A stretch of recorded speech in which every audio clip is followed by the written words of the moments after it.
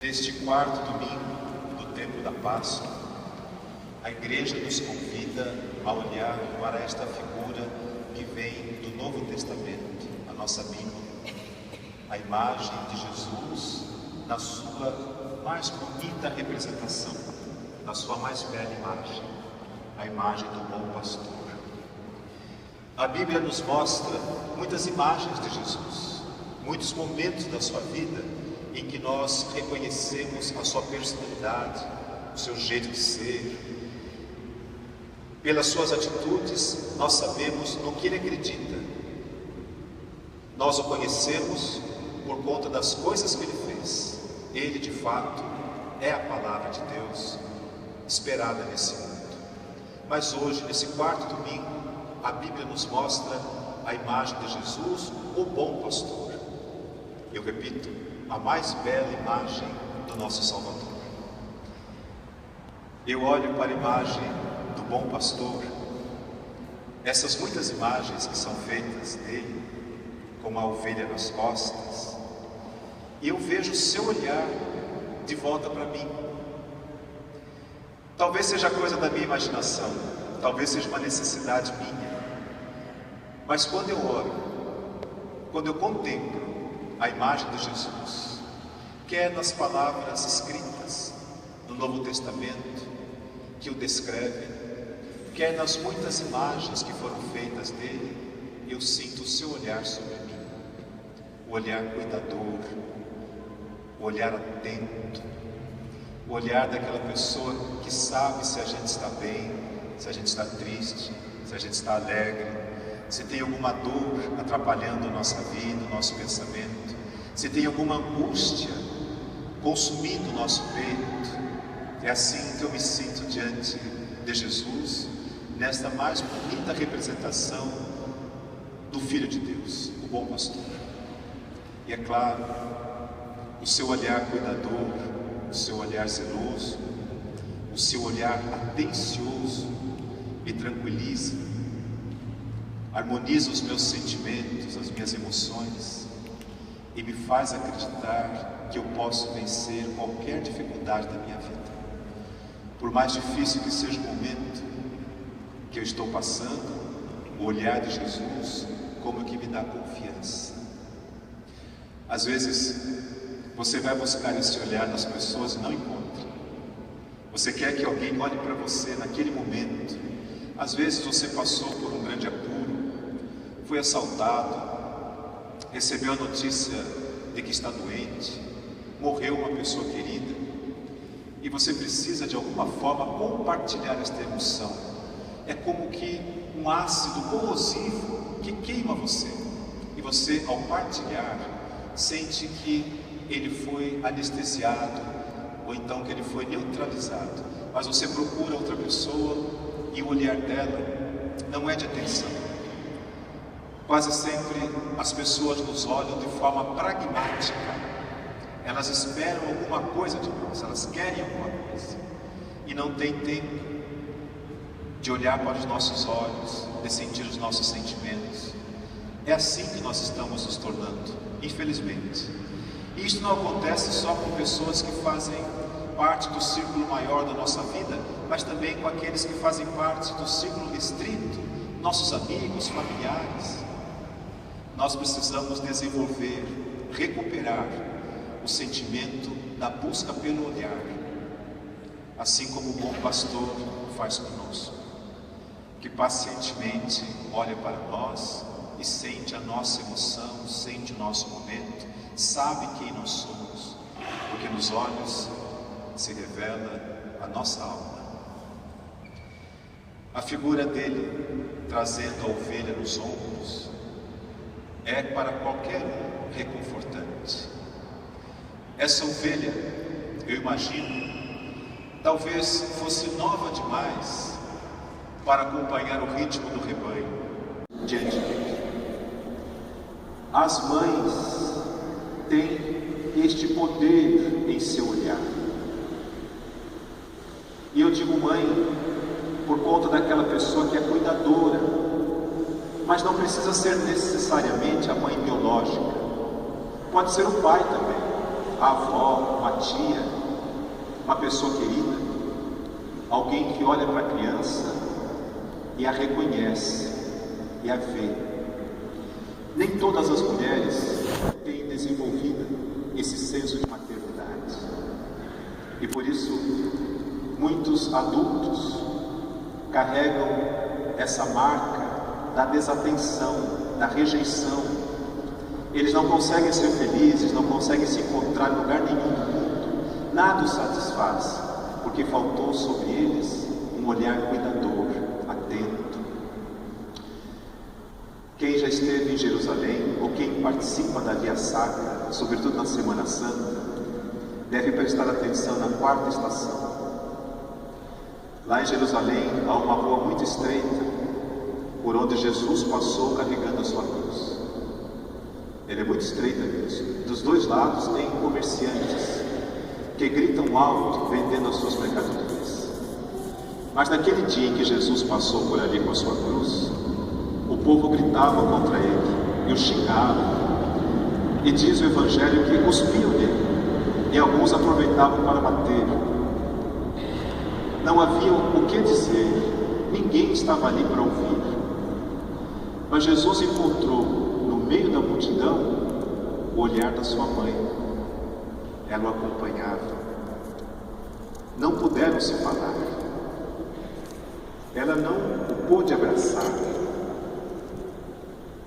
Ele não pôde tranquilizá-la, não pôde confortá-la. Então eles se olharam. E no seu olhar, ele sentiu a força da mãe que o apoiava. E ela certamente sentiu da parte dele a força que permitiu que ela continuasse o Calvário, de tal maneira que a flecha de dor que passou por sua alma não a destruiu, não a derrubou, mas ela pôde continuar. E diz o Evangelho que ela estava de pé diante da cruz quando ele morreu. Foi ela que ajudou a tirá-lo da cruz. Foi ela que lavou o seu corpo em sangue e foi ela que ajudou a sepultá-lo. O olhar dele trouxe força a ela. O olhar dela deu conforto a ele. Jesus, que se autoproclama o bom pastor, se diferencia daquilo que ele chama de mercenários. A palavra mercenário hoje para nós assumiu uma característica negativa, muito pejorativa. Quando a gente quer falar de que alguém pegou dinheiro, é um mercenário. Mas naquele tempo, mercenário era qualquer pessoa que se empregasse por um salário, independente da causa. Então talvez não fosse um pastor de ovelhas, podia ser um ferreiro, mas estava sem trabalho, então pelo dinheiro ele vai atrás do trabalho. O pastor é contratado, mas não é pastor, ele é ferreiro. Ou talvez fosse um pescador que não conseguiu trazer para casa o que esperava, mas havia um emprego de pastor, então ele se deixou empregar para cuidar de ovelhas por causa do salário, mas não era pastor. E Jesus vai dizer: essas pessoas, porque não têm em si o princípio da causa, não estão ali por causa de um ideal, elas não são capazes de suportar o peso do dia, a dificuldade que esse trabalho traz. Elas não se envolvem com as ovelhas, não as sentem, não identificam o seu balir de medo, de fome ou de perigo.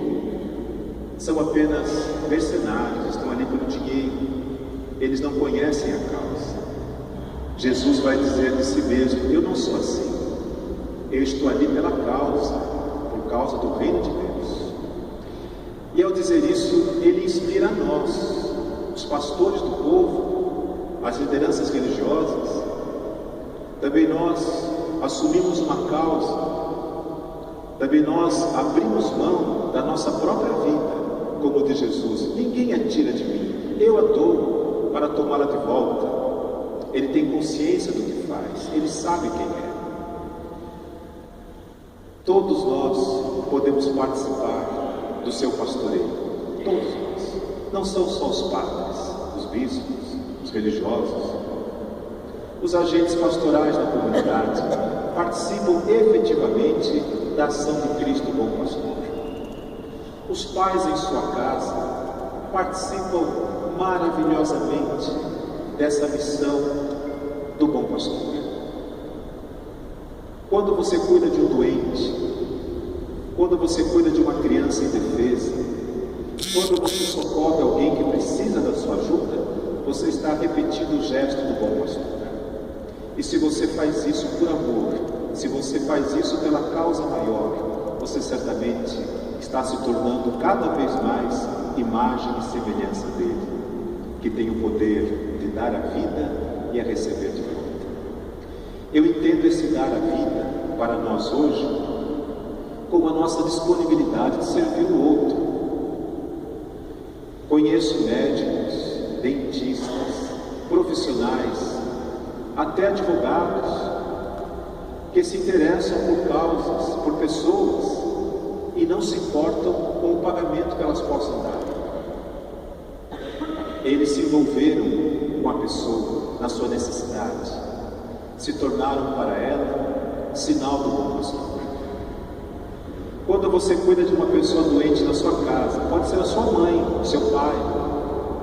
E quem tem uma pessoa idosa em casa, quem cuida de uma pessoa senil, que já perdeu a memória, não sabe o que faz, precisa estar imbuído desse sentimento maior, da causa, porque senão a pessoa se cansa, ela se revolta, e às vezes ela pode até ficar violenta contra aquela pessoa indefesa, por conta do seu limite.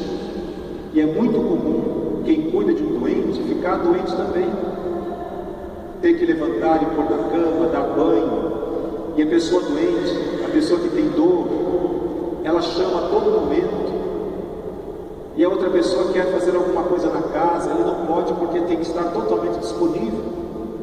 Quando é uma criança, você distrai, você dá uma bronca, mas quando é seu pai, sua mãe, quando é um doente, sobretudo senil, não há o que se possa fazer a não ser ver nele a imagem de Jesus, que está sofrendo e que só pode contar com você. Quando a gente muda a maneira de olhar, quando você consegue enxergar aquele que sofre, não aquela pessoa que o incomoda, não aquela pessoa que tira a sua liberdade, mas aquela pessoa que pode salvar você, porque ela fará despertar o seu espírito as boas qualidades que Deus plantou ali: a misericórdia, a compaixão, a paciência, o zelo.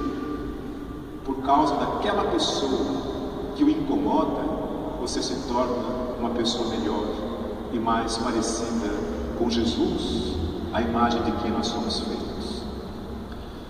Meus amigos, meus irmãos, nesse dia nós somos chamados a rezar pelas vocações, todas as vocações, o chamado que Deus nos faz para cumprir uma missão nessa terra.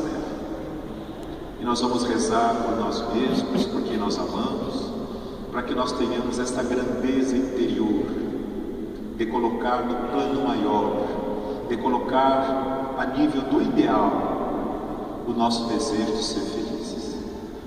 Louvado seja nosso Senhor Jesus Cristo. Para sempre seja louvado.